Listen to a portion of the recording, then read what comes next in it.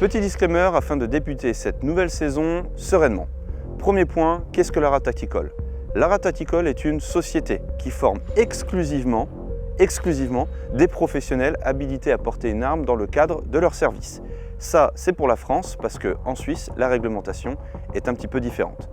Deuxième point, nous n'avons pas d'armes acquises et détenues à titre sportif. Pour autant, nous sommes adhérents au sein de la Fédération française de tir parce que nous aussi défendons les valeurs et l'éthique de la Fédé. Troisième point, à qui s'adressent nos contenus? Nos contenus sont d'ordre pédagogique et promotionnel et s'adressent à toute personne qui peut pratiquer ce type d'activité à l'intérieur de l'Hexagone ou en dehors de ses frontières. Si vous avez plus de questions relatives à nos formations et à nos contenus, je vous invite à nous contacter via contact@lara-du6tactical.fr et je vous souhaite un bon visionnage à tous. A tout de suite.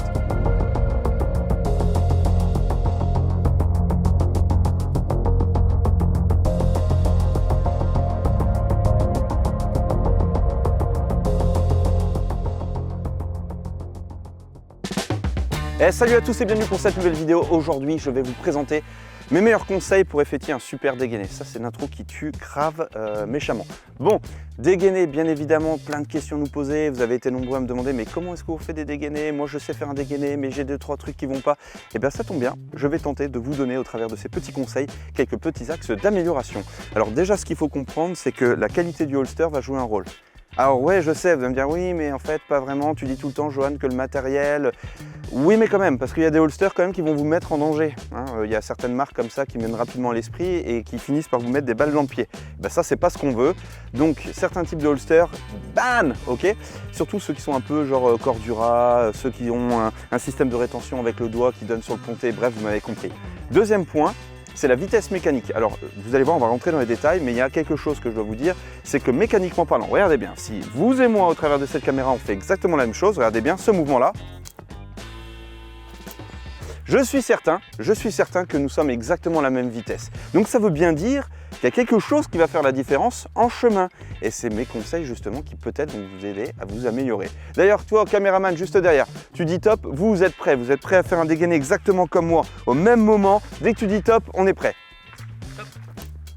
Vous avez vu? Je suis certain que nous sommes exactement à la même vitesse. Et bien c'est parti pour mes conseils. Conseil numéro 1, bam!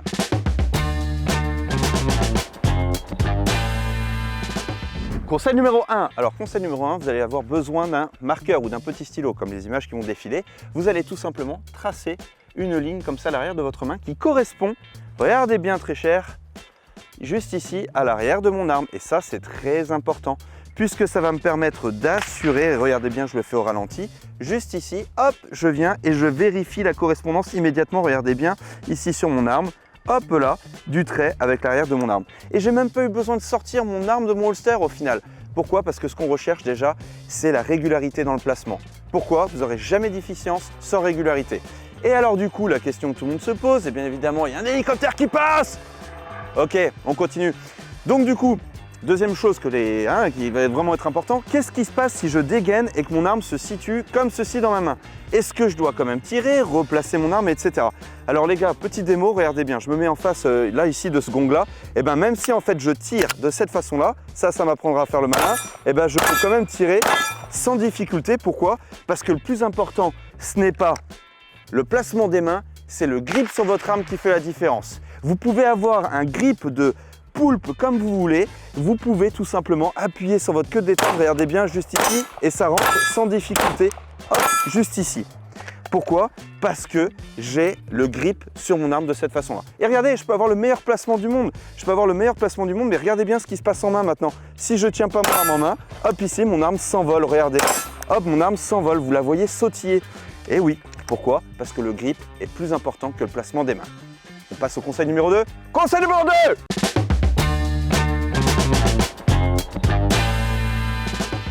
Et deuxième conseil, messieurs, le deuxième conseil, la différence entre le push and pull et le mode cuillère, dit le spoon. Ok, alors qu'est-ce que c'est que la différence entre ces deux types de dégainés? Alors le premier, le push and pull, c'est tout simplement pour s'assurer que le système de déverrouillage du holster sera bien pris en compte par votre pouce, vous voyez, de cette façon-là. Donc en fait, on vient pousser, d'où le push and pull pour sortir. Donc ça me permet de marquer ce léger temps d'arrêt, léger, mais vraiment très léger, pour m'assurer que le système de rétention ici est bien déverrouillé. Donc push, bonne saisie, and pull pour la sortie. Et je vous montrerai juste après la sortie. D'ailleurs, vous pouvez vous entraîner régulièrement comme ceci, quand vous avez 1 ou 2 minutes, à tout simplement push and pull, push and pull, push and pull, push and pull. Ça, c'est pas mal. Le scoop, qu'est-ce que c'est? Le spoon, pardon. Le spoon, c'est tout simplement, là je vais désactiver mon système de rétention, donc pour ça je mets mon pouce, c'est tout simplement de venir par le bas et regardez, je monte, et dans un ensemble, mon arme vient sortir. Je vous le remontre, regardez bien, en un ensemble, mon arme vient sortir. Alors ça, concrètement, avec un système de rétention, vous oubliez. Et le deuxième point, c'est qu'en sécu, franchement, c'est pas le top, ok? Cette démonstration a été effectuée avec un airsoft et non pas avec une arme réelle. Toute ressemblance avec une situation réelle serait totalement fortuite.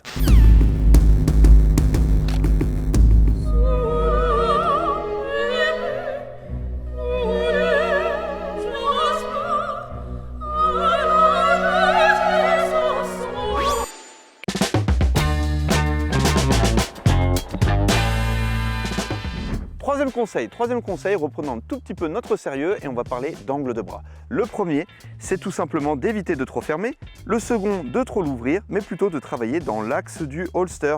Si on me regarde comme ça de dos, eh bien je ne travaille pas angle fermé, je ne travaille pas angle ouvert, puisque c'est beaucoup plus compliqué pour sortir mon arme et faire appel tout simplement à la rétention de mon holster, mais plutôt ici, dans l'axe de travail du holster. Ça n'y paraît rien, pensez-y. Regardez votre collègue, votre copain de dos et regardez si son angle de bras est bien respecté. Ici, angle bien respecté. Ici, angle bien respecté dans l'axe du holster. Ni trop fermé, ni trop ouvert. Conseil suivant.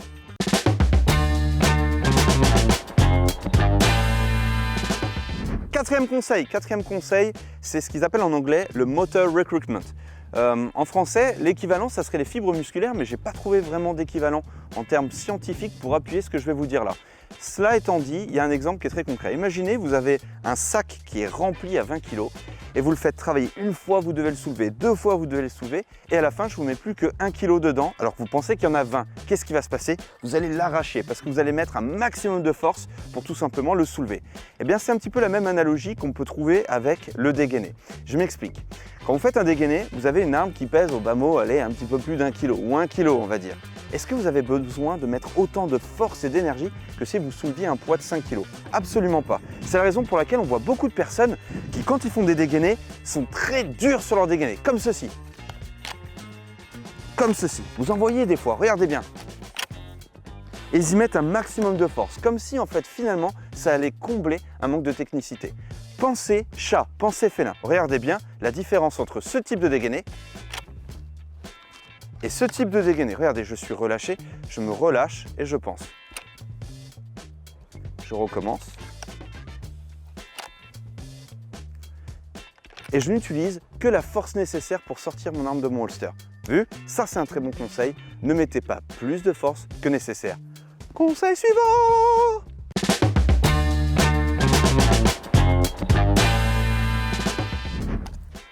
Cinquième conseil, c'est tout simplement vous parler bloc épaule, coude juste ici.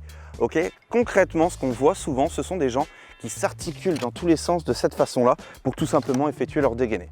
En réalité, il n'y a pas besoin de tout ça.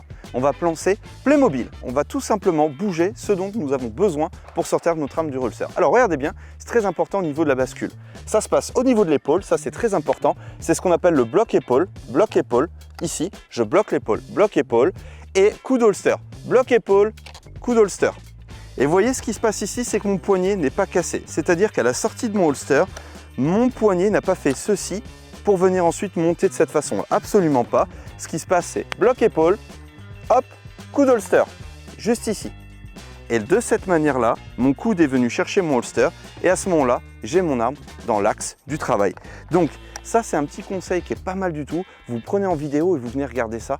Vous pensez bloc épaule, ici coup d'holster et on est bon. Démonstration, bloc épaule, coup d'holster, bloc épaule, coup d'holster, je viens ici, j'appuie, hop, et je frappe. Et là, encore une fois, ça m'apprendra à pas mettre de munitions dans ma chambre.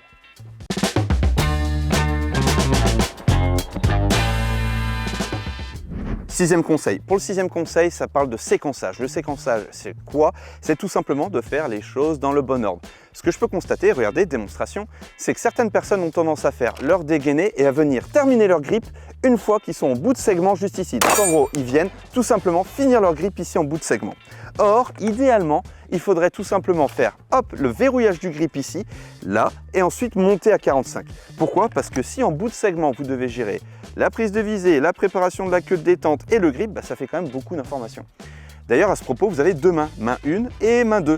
Main 1, c'est la première qui sera d'accord sur l'arme et qui s'occupera de l'action du doigt sur la queue de détente, quand la main 2, elle, c'est tout simplement celle qui vient en complément. Main forte, main faible, ça n'a plus du tout d'importance dans le sens où aujourd'hui on le sait. Regardez bien, ici je tiens mon arme, main soi-disant support, main faible, peu importe, et même si sur l'autre je n'ai rien du tout et que j'appuie, et pourtant, ça vient tout simplement rentrer en cible de cette façon-là, sans difficulté. Donc ça prouve quoi? Ça prouve que quand on a soi-disant une main faible ou une main support, qui verrouille correctement son arme, ça rentre quand même, vous voyez. Donc plutôt main 1, main 2, main support, main faible, main truc, moi j'emploie plus. Conseil suivant! «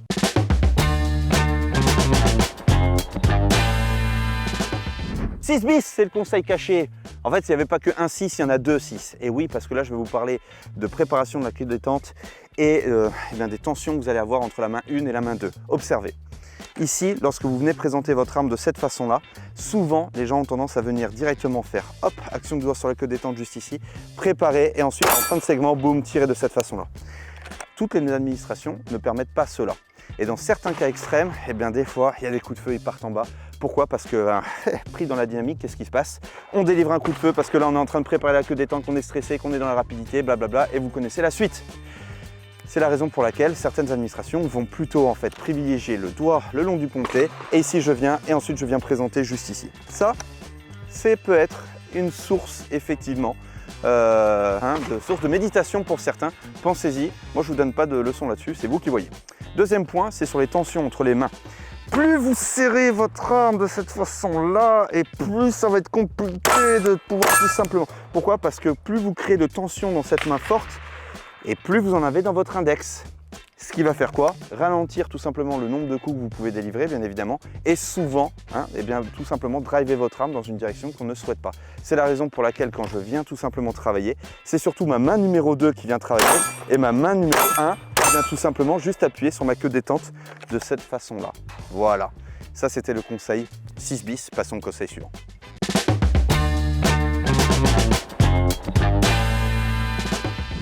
Conseil numéro 7.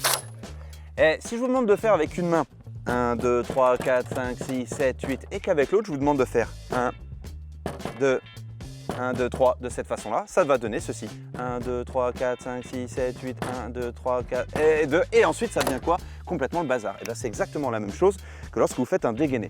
En fait, en réalité, c'est très difficile pour l'immense majorité d'entre vous, et moi y compris, de dissocier les deux mains. Ce qui fait qu'il y en a toujours une qui prend le lead, puis l'autre qui suit. Et il n'y a que lorsqu'on arrive à faire deux mouvements simultanés, synchronisé plutôt, qu'on arrive à faire quelque chose d'à peu près correct, c'est-à-dire boum boum boum de cette façon-là ou de manière alternée. Alternée parce qu'il y en a une qui prend le lead sur l'autre. Bon, quel rapport avec le domaine des armes? C'est exactement la même chose. Regardez bien ce qui se passe dans l'immense majorité des cas. Nous avons appris que la main 2, dite main support, dite main faible, etc., doit toujours être plaquée contre le corps n'importe où parce que sinon, on peut se tirer dessus. Ok, j'entends ce truc-là, il n'y a pas de souci. Mais ce qui fait que maintenant, on a des gens qui soit dans des positions de départ de cette façon-là, soit finalement viennent plaquer absolument partout et ensuite viennent faire leur dégainer. Essayez ceci, essayez ceci.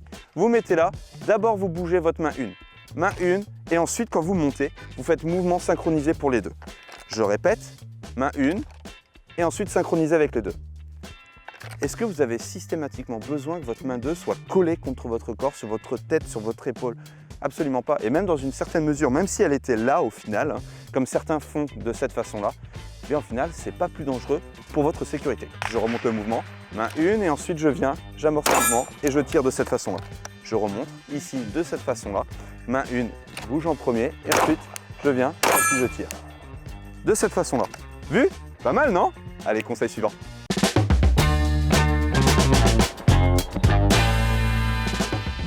1, 2, 3, 4, 5, 6, 7, 8. Ça ne voulait rien dire du tout, mais c'est mon 8e conseil. Travaillez sans votre leg strap. Eh ouais les amis, parce que maintenant on a tous des leg straps parce que ça colle notre holster, mais ça a bien été un super argument pour masquer encore les défauts. Alors concrètement, ce que je vais vous demander, c'est de travailler un peu sans votre leg strap de cette façon-là, pour vous habituer à travailler proprement dans l'axe de votre holster. En gros, on va éviter ceci, hop, de cette façon-là, et on va plutôt travailler dans l'axe du holster, juste ici, de cette façon-là. Et vous allez me travailler quelques répétitions bien jolies de cette façon-là, en travaillant proprement dans l'axe de votre holster. Hop, j'appuie, je tire. Hop, j'appuie, je tire. Et voilà, tout simplement. Travaillez sans votre leg strap et je vous assure que il y a certains défauts qui seront bien corrigés. Conseil suivant!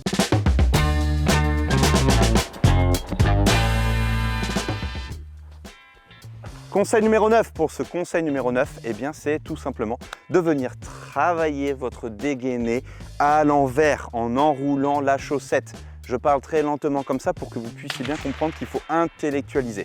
Ce qu'il y a, c'est que c'est très compliqué quand on a l'habitude de faire un mouvement, de verbaliser. Il y a pas mal d'études qui le montrent, j'essaierai de vous mettre ça en source. On a fait pas mal de recherches avec les gars de l'équipe et je vous assure que c'est très intéressant. Qu'est-ce qu'on va faire? Tout simplement, lorsqu'on va faire un dégainé, on vient tout simplement ici travailler, mais à l'envers. Je viens de tirer, boum, et je fais T-net, T-net. Qu'est-ce qui se passe ici? Ah oui, c'est vrai, il y avait la formation du grip, mon grip doit être maintenu. Ensuite, je reviens juste ici. Oui, ici, qu'est-ce que je dois repenser? Impeccable, bloc épaule. Je ressors, coup d'holster. Ici, je viens, je verrouille mon grip. Je monte à 45, je ne fais pas de fishing, bowling et autres effets bizarres. Je reviens à l'envers, coup d'holster impeccable. Je viens, j'effectue la bascule, ça re-rentre dedans. Hop, bloc épaule. Vu? Et ça va vous permettre vraiment également de faire des progrès. Ça me paraît rien, mais je vous assure que sur la durée, tout simplement en travaillant à l'envers, ça vous permet de mieux intellectualiser la gestuelle. Conseil suivant.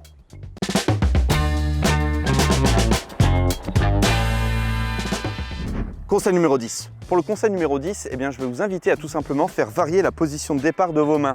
Alors qu'est-ce que ça va faire ça? Tout simplement, ça va vous éviter de systématiquement être dans une position qui vous est favorable. Bah ouais, parce que peu importe que vous soyez tireur sportif ou peu importe, la position de départ ne sera jamais finalement celle que vous voulez qu'elle soit, surtout pour les professionnels. Donc ici, ce qu'on va vous demander tout simplement, c'est de faire varier la position de départ. Oui, ici la position de départ, on est bon. Vous voyez ici un petit défaut qui vient de s'accentuer. Position de départ, oui, on est bien juste ici. Et vous avez vu que finalement, hop, ça vient ralentir et ça vient mettre en exergue quelques défauts que je n'avais pas nécessairement dans des positions qui m'étaient favorables. Et ça m'oblige à me focaliser sur la position de ma main. Tout ça, c'est la proprioception. Si là, je tends ma main juste ici, je ne suis plus capable de déterminer exactement la distance qui me sépare de mon holster.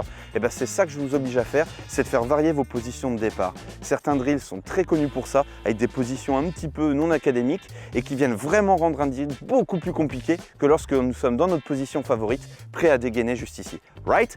Je vous propose de terminer cette vidéo avec quelques mentions honorables, visant à vous donner également quelques autres petits conseils. C'est parti.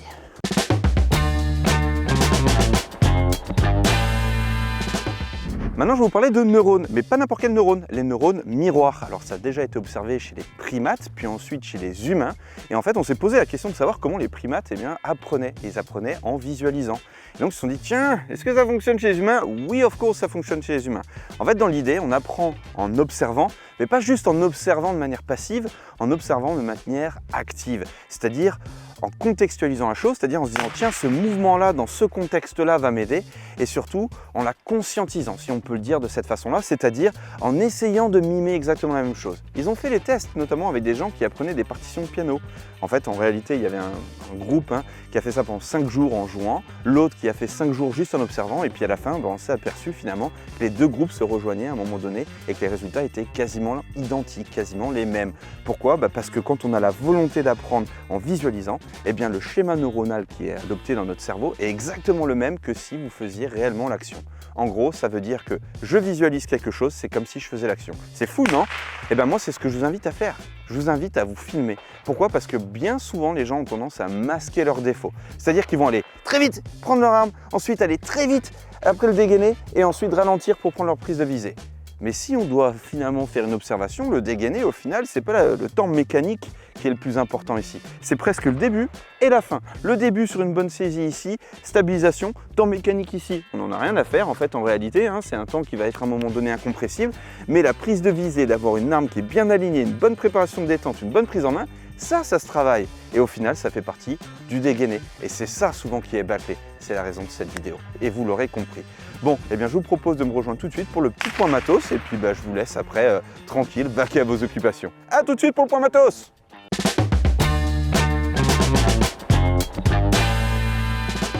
Allez, point matos, des holsters que j'ai pu tester récemment et qui peut-être vont orienter votre choix. Alors celui-ci, le Duty Force, non le Rapid Force pardon, de chez Alien Gear. Ce que j'ai aimé, c'est que ça reste quand même un bon concurrent à Safariland. C'est solide, il y a même un capot, etc. pour pouvoir tout simplement eh bien, protéger votre optique. Il y a différents niveaux de rétention également. Ce que j'ai moins aimé là-dessus, c'est tout simplement le fait que le pouce pour désactiver hein, tout simplement la rétention juste ici, eh bien, ça demande quand même beaucoup d'efforts, ce qui fait qu'à la fin on se retrouve avec le pouce qui est très bas sur l'arme. Certains s'y accommoderont, moi pas du tout. Voilà, c'est le seul défaut que je pourrais y dire à ce holster. Sinon il est très robuste, c'était un très bon modèle, j'ai pris beaucoup de plaisir à m'entraîner avec. Vous avez vu l'état dans lequel il est, je l'ai pas mal usé. Voilà, ça c'est très rapide. Le Rapid Force de chez Alien Gear, c'est même un copain qui me l'a offert, donc merci à toi si tu me regardes au travers de cette caméra. Celui-ci, le 6354 DO. Alors celui-ci, je l'ai éclaté assez rapidement. Voilà, le ressort là qui est juste dedans, c'est une petite lamelle. À l'intérieur, je l'avais poncé parce que mon Red Dot ne passait pas. Et donc je l'ai laissé en vrac parce que j'ai la flemme de le changer, voilà, tout simplement. Et puis parce qu'il n'y a pas de lampe, alors je l'utilise plus trop. J'avais tout simplement mis un knob un petit peu plus important que j'avais pris chez Flimur, il me semble, abordable, mais qui ne correspondait pas tout à fait au modèle, si bien que j'étais obligé de mettre de la colle chaude dedans. Mais par contre, en termes de préhension avec le pouce, c'était quand même phénoménal. Voilà, juste ici. Donc le 6354 DO. Ensuite, j'ai utilisé pas mal celui-ci. Donc je suis obligé de les lire, sinon je vais confondre les numéros. 7390 RDS. Franchement, je sais pas comment vous dire autrement ça, mais c'est vraiment pas un super holster. Vraiment, je suis désolé. Vous allez me dire, ouais, mais là tu te plains, Johan, Safari, pourtant c'est super. Oui, c'est super. Mais franchement, non, quoi, ce holster-là, c'est pas ouf, quoi. C'est déjà, je le trouve pas ultra solide, je le trouve pas ultra sécu de cette façon-là. Regardez juste à la fin maintenant, il commence à me faire des bugs de l'espace. Quand j'étais chez les stratégiques, ils m'ont dit, bon, bah écoute, prends plutôt un autre holster que là je vais vous présenter, parce que celui-ci, c'est vrai que ça n'a pas été le holster dont ils sont le plus fiers. Cela étant dit, ça reste quand même quelque chose que vous pouvez largement utiliser, etc. Mais voilà, vous voyez, comparé aux autres, voilà, ça sent pas, c'est pas le même Safariland. Je sais pas comment le dire, c'est pas le même. Ça, super holster de chez Safariland, très bon modèle avec lequel j'aime beaucoup tirer juste ici. Là, pour le coup, là, c'est vraiment génial. Super rétention juste ici. Là, je tire avec depuis des mois maintenant. Bon, il est bien abîmé, comme vous pouvez le voir. Super holster juste ici, et ça c'est un 6354 RDS tiré 832 pour Glock 17-22 avec lampe. Voilà, regardez bien, ça c'est vraiment du super matos, rien à dire. Pour les démonstrations, bien évidemment, j'ai utilisé un airsoft. Maintenant, il ne me reste plus qu'à vous faire le petit mot de la fin. On se retrouve pour finir cette vidéo. A tout de suite.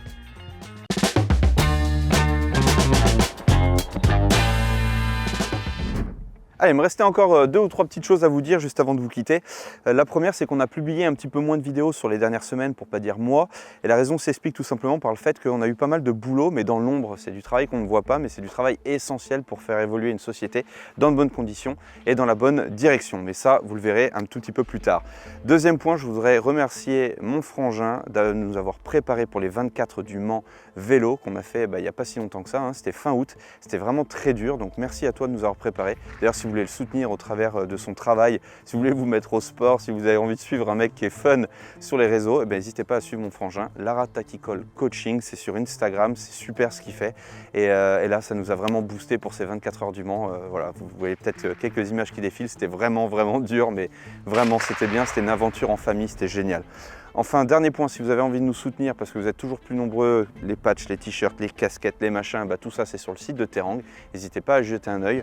Je voudrais profiter juste pendant les quelques secondes là, qui vont encore s'écouler pour vous remercier tout simplement parce que si Lara Tactical ça continue d'avancer, si ça continue d'évoluer comme ça, si on continue à produire du contenu, eh ben, c'est tout simplement grâce à vous. Et ça, eh ben, je vous le dois en fait, on vous le doit. Aujourd'hui, on est toujours plus nombreux, à travailler voilà, ensemble pour vous proposer voilà, de belles choses, des formations, etc. Bientôt du matériel, vous le verrez. Mais tout ça, eh bien, on vous le doit et je voudrais tout simplement vous remercier. Voilà, la saison débute, eh bien, je débute cette saison en vous remerciant. Donc voilà, si vous avez envie de nous soutenir, eh bien, vous trouverez tout ça sur le site de Terang. Quant à moi, il ne me reste plus qu'à vous dire à très bientôt pour une prochaine vidéo. N'hésitez pas à me dire dans la section commentaires ce que vous souhaiteriez voir. Quel est votre holster préféré? Dites-le en section commentaires, ça me ferait bien plaisir d'entendre ça. À très bientôt, ciao les gars.